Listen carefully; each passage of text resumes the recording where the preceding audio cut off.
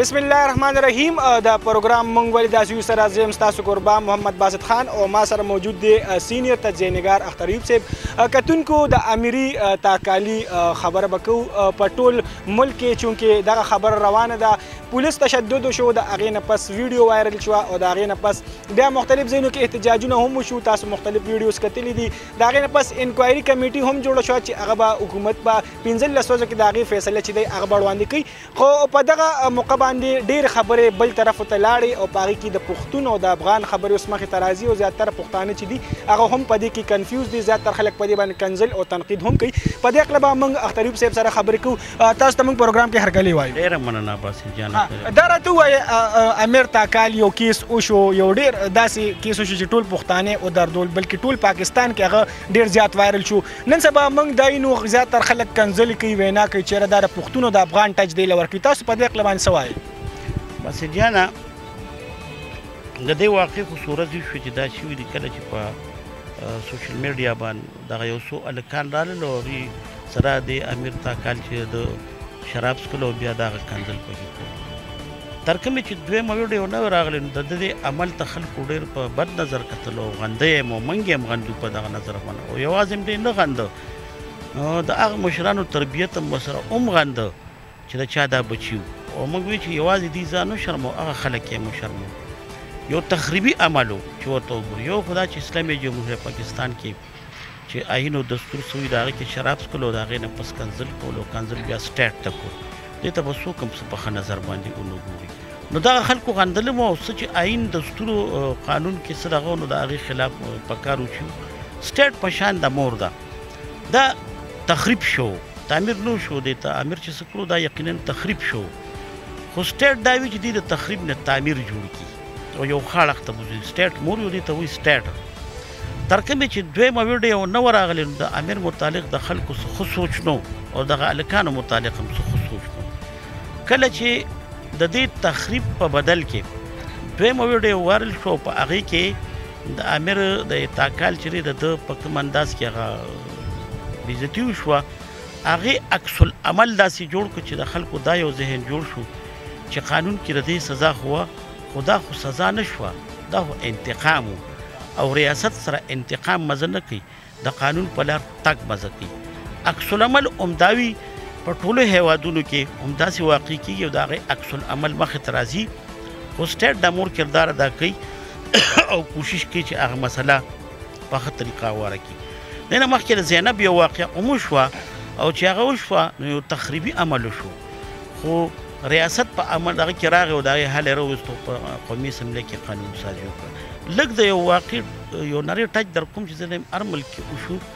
امریکا کې اوباما چې دی، اوباما کوم چې موږ ورته تورپوستی وایو نو سیافام، نو هغه امریکایي خلکو صدر کو یو ډېر لوی اعزاز یې سیافامو له ورکړ. د امریکایي صدر د ټولې دنیا صدر وي. خو د هغې نه پس بیا داسې شو چې دا یو واقع شو چې دغه یو سیافام غلطي وکړو، د هغې په دغه کې هغه پولیس والا چې لګې شو هغه مړ شو. چې هغه مړ شو نو خلکو دې ته نه کتل چې دې نه مخکې خو سیافام له دوی قدر ورکړو. خلکو دې ته کتل چې دا واقعه د قانون په ضد شوې ده. نو هغې کې یوازې تور راپاڅېدل، سپین هم راپاڅېدل. او سپین ته مزه پرېږده چې بیا ټرمپ دا مسله ختموله نو هغه ډالۍ یوړه چاله اوباما د ښځې له یوړه.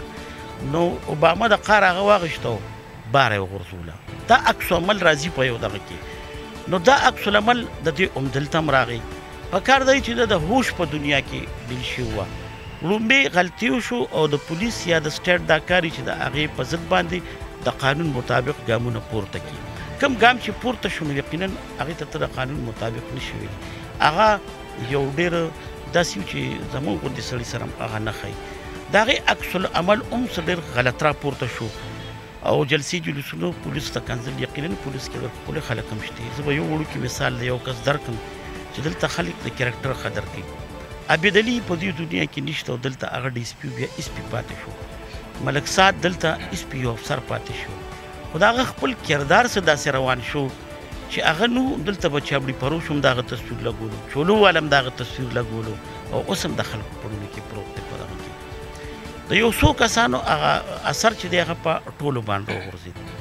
زما د خبرې مقصد دا دی چې ورو د مسله دې حد ته ورسېږي چې یو تخریب وشو، د یو تخریب پر د عمل کې بل تخریب وشو، او د بل تخریب پر د عمل کې یو بل غټ تخریب وشو چې دوه هیوادونه یو بل ته مخامخ شو. دلته افغانیان دي، هلته څنګه د دې ځای استوګن اوسي، د دې رد عمل د خدای وکړي چې ښه راشي بد دي. خبره غټه دا ده چې د هر سټیټ کې یو سړی کوم اوسي او د هغه سټیټ شهرین د هغه قانون په هغه لاګو کیږي. د هغه سره که ته د اسلامي جمهوریت پاکستان خبره کوې، یو مثال دلته ورکم، او هغه مثال یو دا ورکم چې علي صاحب زره وه هغه چې د یهودي سره راووته یا توره وه یهودي سره راووته. علي صاحب په هغې باندې چې موږ به ده ووایو چې FIR درکړي، قاضي له لاړ. قاضي څوک و؟ امیر المؤمنین حضرت عمر فاروق رضی الله عنه. عمر فاروق صاحب پېژنده چې دا علي صاحب څه دروغجن خو نه دی. ورته یې ویې چې د یهودي سره دا دغه دا زما دي. هغه ورته چې تا سره څه ګواه شته؟ ورته یې چې ګواه زما 2 زامن دي، د زامنو ګواهي نه قبلېږي. زه یهودي له ورکړه. دې ونه ویل چې دا خو یهودي دی او دا زما مسلمان رور دی، او هغه مسلمان رور مې دی چې په دې دنیا کې لکه زما ورته بشارت شوي چې د رسول زوم دی، د فاطمه زهرا خاوند دی، د حسن او حسین پلار دی. نه، انصاف هغه کوو. نو د هغې نه متاثر شو یهودي. زما په خیال د ملک د آیین او د دستور چې په دې ملک کې څومره استوګن دي، هغه ټول له یو شانتې د قانون د چترۍ لاندې تحفظ ورکړی دی. زه دا وایم چې د هوش نه کار اخیستل غواړي. زه به لږ یو واقع صرف بل ووایم چې وخت دومره وانه لم. امریکا کې ما ته چې د امریکې صدر د ټولې دنیا صدر وي، او ریګن بیا بل شانتې صدر و د امریکې، چې دا هغه صدر و چې ده ولې د روس غوندې سوپر پاور 12 ټوکړې کولی ختم. هغه صدر ریګن چې کله روزي په سکیورټي کې، نو جان هانکلی یو تاجر و، هغه په ډزو کې وویشت او دی غالبا په سټو لګېده او راوغورځېد. بس دی د امریکي پولیس एकदम ونیوه او ګیره یې کړ. پس په یې ډز نه دی کړی، د امریکي په صدر یې ډز کړی. هغې एकदम چې دی بوته د ده نه هغه څیزونه چې د خپل ژوند ته خطرې یې ته لرې کړه، دا وایي پاګل دی چې دا کار وکړه. او هغې نفسیاتو ډاکټر ته وښو چې داسې څه شوي دي چې ده د هغه نه چې خبره رووته، ناسې داسې رووته چې ډېر وړوکي تاجر و. څه خبرې داسې هم راځي چې هغه د امریکې اداکاره و جوډي فاسټر، هغې خوښه و. هغه دا وی چې ما وی چې زه دې نظر کې څنګه راولم، نو ما د امریکې په صدر ډز وکړو، هغې پرېښو. عزت نفس بیسک چې د سټیټ کار دی چې هغه عزت نفس جوړوي. بیا دې سیس کې محرومي شان لګدار اله چې دې نه مخکې په دې سوشل میډیا لګي ویډیوګانې وایرل شوي چې په هغې کې د پولیس افسرانو، بعضې د فوج ولا د افسرانو ښځې و هغې وایلیشن کو، د هغه رولز ریګولیشن او پولیس ته یې بد ردې وي. نو هغې سره چې هغه قانون هغه دغه وکتل، او بیا لږې ورځې مخکې ATM کارډ باندې یو غریب سړی و لیونی و، هغه ATM دغه کو اپوالو کې بیا مړ شو. نو دلته مجموعي طور د پولیس خلاف رد عمل رانغی، دلته د قانون خلاف رد عمل راغی چې بوی د بره خلکو دپاره یو شان قانون شو. یو لیونی سړو د مازغه کار نه کو، هغه په والو ټکولو کې مړ شو، او دغه ښځې وې او دغې پولیس ته کنځل هم وکړو، وایلیشن یې وکړو، هغې ته څوک څه نه وایي. نو دغه محرومۍ اصل کې رد عمل ته دوام ورکړه. زما د خبرې هغه اخري مقصد هم دا دی. او یو وړی شان واقعه زه خپل لیدلی یم چې دلته یو اسسټنټ کمیشنر و او هغه اردو سپیکینګ و. نو یو ځل ولا یو ټانګې والا یې راوسته، پولیس والا د کالر نه نیولو را دننه شو، زه هم ورسره ناست وم. هغه اردو سپیکینګ و. هغه ورته چې کیا بات ہے؟ چې سر اس نے آپ کو گالی دی ہے، اس کوچوان نے آپ کو گالی دی ہے. اچھا مجھے گالی دی ہے؟ کیا بولا تھا؟ آپ کا نام لے کر اس نے آپ کو گالی دی ہے. اچھا میرا نام لے کر اس نے مجھے گالی دی ہے. اچھا چلو یار چھوڑو، اس نے مجھے گالی دی ہے یار، قانون کو تو گالی نہیں دی ہے. نو هغې پرېښوده او د هغه ډېر ښه اثر وشو. زما د خبرې مقصد دا نه چې د کنځل کړي ډېر ښه کړي. د دې مور پلار له هم پکار دی چې په دې سوچو کې چې زموږ تربیت کې څه کمې شوې دی، چې زموږ کشران نن ناست دي هغه شراب څکي او دغه کېږي. بیا قانون هم پکار و چې د خلاف د آیین د چوکاټ دننه یو ګام پورته کړو. زه ټولو ته یو خواست کوم چې زموږ د پاکستان ټول نوجوانان دي په پولیس کې ډېر قربانۍ شوي، د هغې موږ ستایو خراج تحسین ورته هم پیش کوو. بعضې وخت وي چې د یو سړي د عمل له وجې ټول هغه هر څه ګډوډ شي. نو دغه واقع شو ټولو ته دا وایم چې دې مسلې ته د جذباتو په طور موږ ګورو جوډیشل دغه کې دا روان هم ده، په دې باندې کار کېږي. دا مسله د وړوکي نیت نه لاړم د دوی هیواد یو بل سره ترمنځ کړه. نو زه خو دلته په خپل هیواد کې ډېر غلې ناست یم.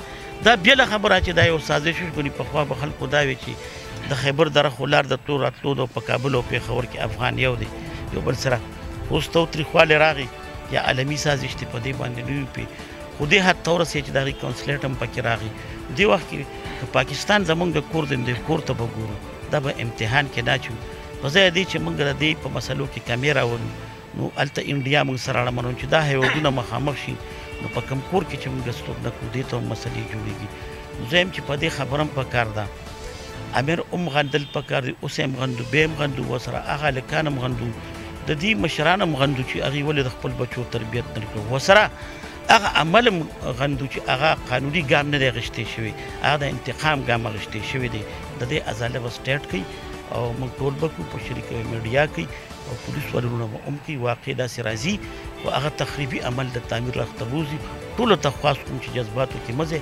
راځي چې دا تخریبي عمل د تعمیر رخته په شریکه بوځو د دې وطن دپاره د دې ولس دپاره د پولیس دپاره د دې د غریبو خلکو د هیواد دپاره په شریکه او همدا به زموږ حب المرتي وي ادروز که جذباتو کې راځو دا زموږ حب المرتي نه ده مننه دا تاسو د اختر ایوب صاحب خبرې واورېدې واقعي تخریبي عمل چې دی دا به موږ تعمیري عمل طرف ته بوځو بل خوا که موږ د خیبر پښتونخوا پولیس هم وګورو نو هغې ډېرې قربانۍ ورکړي که هغه د کرونا وایرس په بابت کې یا دا نورې چې د هغې قربانۍ وګورو په دهشتګردۍ کې هم د خیبر پښتونخوا پولیس ډېر قربانۍ ورکړي ښه افسران هم پکې شته خو یو څو کسان چې داسې راپاسي نو هغه دا پوره ډپارټمنټ چې دی هغه بدنام کولو کوشش کوي او بل خوا د افغان او د پاکستان خبرو کو نو که لر او بر ټول یو افغان که موږ ګورو پښتانه ټول افغان د هغې قوم دی نو موږ له هم دا سوچ پکار دی که دا یو کافر هم خو موږ د هغې غندنه کوو چې داسې عمل هغې سره وشو موږ د هغې هم غندنه کوو چې امیر کنزل کړي دي خو دا کم عمل او کم فعل چې وشو سزا ورکول د پولیس کار نه سزا ورکول د عدالت کار دی نو موږ له په دې هم سوچ پکار دی تر بل پروګرام پورې خپل قربا محمد باسط خان ورکړي اجازت د لوی الله په امان